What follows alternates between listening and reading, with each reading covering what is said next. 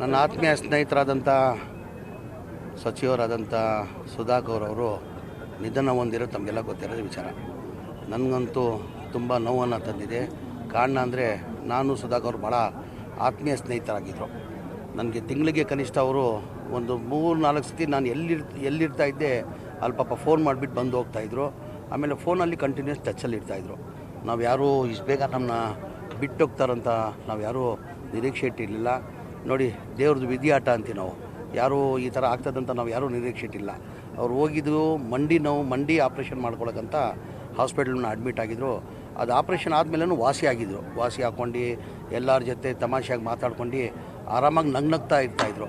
ಆಮೇಲೆ ಲಂಗ್ಸ್ಗೆ ಇನ್ಫೆಕ್ಷನ್ ಆಗಿಬಿಟ್ಟು ಪಾಪ ಇವತ್ತು ಒಂದು ತಿಂಗಳು ಒಂದು 5-6 ದಿನ ಹಾಸ್ಪಿಟ್ಲಲ್ಲಿದ್ದು ಇವತ್ತು ನಿಧನ ಹೊಂದಿದ್ದಾರೆ.